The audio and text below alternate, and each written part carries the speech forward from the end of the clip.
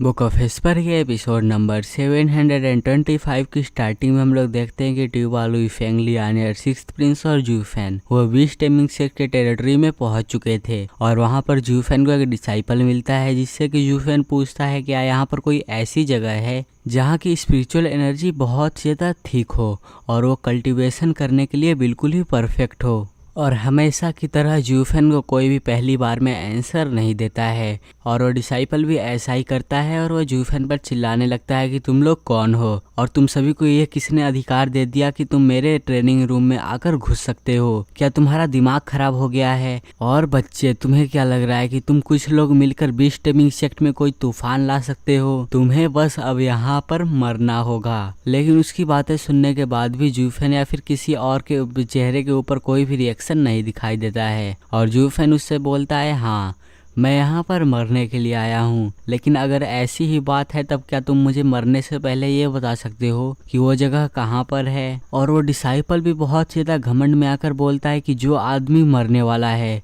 उसे यह जानने का कोई भी अधिकार नहीं है, और क्योंकि अब तुम सभी इस बीस्ट टेमिंग सेक्ट में घुस आए हो इसीलिए अब तुम्हें मरना होगा। इतना बोलकर वो अपने बड़े बड़े बीस्ट जैसे पंजों से जूफेन के ऊपर अटैक कर देता है और वो देखने से शायद इथेरियल स्टेज में लग रहा था। और फिर जूफेन जैसे ही अपनी पावर्स को रिलीज करता है वो डिसाइपल वहीं पर फ्रीज हो जाता है और फिर जूफेन अपने बड़े से ड्रैगन के पंजों के साथ उस डिसाइपल को दूर धक्का दे देता है और उस ड्रैगन के क्लॉ के इम्पैक्ट से वो डिसाइपल दूर जाकर दीवार में टकराता है और उसकी हालत एक ही अटैक में ख़राब हो गई थी और वो अब मरने की स्टेज में आ चुका था और वो बोल रहा था, तुम आखिर हो कौन? और फिर जूफेन उसी का डायलॉग उसी के ऊपर चिपका देता है, लेकिन एक बहुत सीधा डेविलिश तरीके से। और वो बोलता है कि एक मरे हुए आदमी को ये सब जानने की कोई भी ज़रूरत नहीं है। A dead man has no right to know. और इतना बोलकर जूफेन उसको अपने ड्रैगन क्लॉ से क्रश कर देता है और उसका खून इधर उधर गिरने लगता है। और जो उस डिसाइपल के साथ लड़की आई थी वो भी बहुत ज़्यादा डर जाती है और वो डर के कारण वहाँ से भागने लगती है और वो लड़की जूफेन को क्रॉस कर देती है। इसके बाद वो गुफा के एंट्रेंस की तरफ भाग रही थी, लेकिन उसके आगे सिक्स्थ प्रिंस खड़ा था। और अब मुझे भी एग्जैक्टली नहीं पता है और ना ही इस स्टोरी में बताया गया है, लेकिन सिक्स्थ प्रिंस उस लड़की का गला पकड़ लेता है और उसे देखकर ट्यूबा, लुई फेंग और लियानियर दोनों शॉक हो जाते हैं कि ये क्या कर रहा है। और जूफेन भी सिक्स्थ प्रिंस को शक की नज़रों से देख रहा था और वो सिक्स्थ प्रिंस बहुत ज़्यादा गुस्से से, जैसे वो किसी का बदला निकाल रहा हो, उस लड़की का गला दबाने लगता है। और उस सिक्स्थ प्रिंस ने उस लड़की का गला बहुत ज़्यादा ज़ोर से पकड़ा था और धीरे धीरे वो लड़की वहीं पर मर जाती है। और जूफेन भी सिक्स्थ प्रिंस को ही देख रहा था और उसको भी उसके ऊपर बहुत ज़्यादा शक था। और लियानियर फिर जूफेन से पूछते कि आखिर ये सिक्स्थ प्रिंस के साथ क्या गलत है और ये क्या कर रहा है, लेकिन जूफेन उसकी बातों को ध्यान नहीं देता है और वहाँ से जाने लगता है।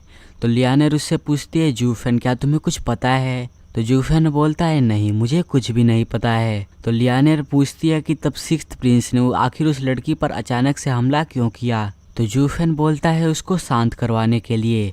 अगर तुम्हें ज़्यादा जानना है तो उससे ही जाकर पूछ लो। और फिर लियानियर सिक्स्थ प्रिंस के पास आने लगती है और ये वाला पैनल देखकर, मतलब कि सिक्स्थ प्रिंस का चेहरा देखकर अब तो ये नहीं लगता कि ये जूफेन का फ़ैन है, ये यहाँ पर अपना कोई काम निकलवाने के लिए आया है और इसको एग्जैक्टली पता है कि ये क्या कर रहा है। और फिर लियानियर सिक्स्थ प्रिंस से पूछती है, सिक्स्थ, लेकिन उसके पीछे ट्यूबा, लुई फेंग का हाथ आता है और वो बोलता है कि मत करो, मतलब कि वो नाम में सिर हिलाता है। और फिर अगला सीन हम उस रूम के एंट्रेंस के बाहर का देखते हैं जहाँ से वो लोग अंदर घुसे थे। और फिर वहाँ पर लियानियर पूछती है, क्या यहाँ से निकलने का कोई भी तरीका नहीं है? तो जूफेन बोलता है, तुम इडियट, अगर यहाँ से कोई भी निकलने का तरीका नहीं होता तब वो कपल आखिर यहाँ पर इंजॉय कैसे कर रहे होते? और तो और यहाँ पर ढेर सारे रूम्स हैं और जो वो डिसाइपल था वो यहाँ पर अपनी ट्रेनिंग करने के लिए आया था।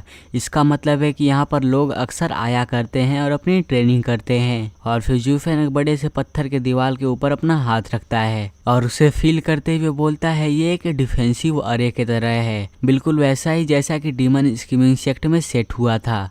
और बिना किसी स्पेसिफिक टेक्निक के हम इसके पार नहीं जा सकते हैं। तो सिक्स्थ प्रिंस बोलता है लेकिन हम अब क्या करें, हम तो बीस्ट टाइमिंग सेक्ट के कोई डिसाइपल नहीं हैं, तब हमें सही टेक्निक कैसे पता होगी। उसकी बातें सुनने के बाद जूफेन उससे बोलता है तुम बिल्कुल ऐसा साउंड कर रहे हो जैसे कि तुम कम्प्लीटली श्योर हो कि ये बीस्ट टाइमिंग सेक्ट की ही जगह है। और यहीं पर सिक्स्थ प्रिंस फंस जाता है क्योंकि अभी अभी उसने बोला है कि हम लोग बीस्ट टाइमिंग सेक्ट के डिसाइपल हैं, तो हमें टेक्निक कैसे पता होगी और ये इतने श्योरिटी के साथ कैसे बोल सकता है जबकि वो अभी अभी आए हैं।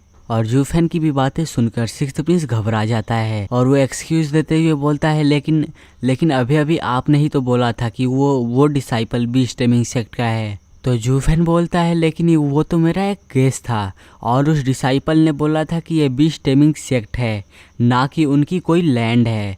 तो सिक्स्थ प्रिंस फिर से बहाना देते हुए बोलता है तो तब मैंने इसको गेस किया है। तो जूफेन भी आगे खेल खेलना जारी रखता है और बोलता है ऐसा है क्या, तब क्या हमें आगे बढ़ना चाहिए। जूफेन की बात सुनकर सिक्स्थ प्रिंस घबरा जाता है और कुछ नहीं बोल पाता है क्योंकि अगर जूफेन आगे नहीं बढ़ेगा तब जो सिक्स्थ प्रिंस काम करने के लिए आया है वो नहीं हो पाएगा। और वहाँ पर सन्नाटा छा जाता है, कोई कुछ भी नहीं बोल रहा था। और लियानेर अपने मन में सोचती है इस पूरे रास्ते क्या जूफेन अभी अभी नहीं बोल रहा था कि हमें आगे बढ़ना है। वो बिल्कुल ऐसे साउंड कर रहा था जैसे कि जूफेन कुछ ढूंढ रहा हो। लेकिन वो सिक्स्थ प्रिंस से ये क्वेश्चन क्यों कर रहा है कि हमें आगे बढ़ना चाहिए या फिर नहीं, या फिर ऐसा हो सकता है कि सिक्स्थ प्रिंस ने जूफेन से कुछ ढूंढने के लिए बोला हो। और फिर सिक्स्थ प्रिंस सीरियस सी आवाज़ में रिप्लाई देता है कि जो भी सर जूफेन ढूंढना चाहते हैं मैं बस उनको वो ढूंढने में मदद करना चाहता हूँ और ये अब सर जू की इच्छा है कि वो आगे बढ़ना चाहते हैं या फिर नहीं। तो जूफेन बोलता है इससे मुझे कोई भी फर्क नहीं पड़ता है,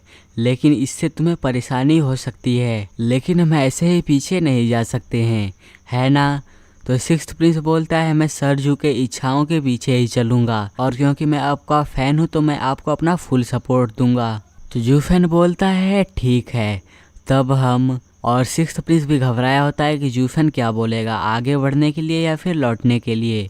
और जूफेन बोलता है तब हम आगे बढ़ेंगे। और इतना सुनकर सिक्स्थ प्रिंस भी खुश हो जाता है और लियानेर सोचती है आखिर ये दोनों क्या सोच रहे हैं। और फिर जूफेन अपनी थंडर एपोक्लिप्टिक आई को एक्टिवेट करता है और वो उस अरे को तोड़ने वाला था जो कि सिर्फ बीस्ट टाइमिंग सेक्ट के डिसाइपल्स ही जानते हैं। और वो बोलता है एपोक्लिप्टिक थंडर फ्लेम आई, और इसी के साथ ये चैप्टर एंड हो जाता है। और अगर आप लोगों को अगला चैप्टर जल्दी चाहिए तो इस चैनल को सब्सक्राइब करके इस वीडियो को लाइक कर देना और मुझे कमेंट में ज़रूर बताना कि आज का एपिसोड कैसा लगा।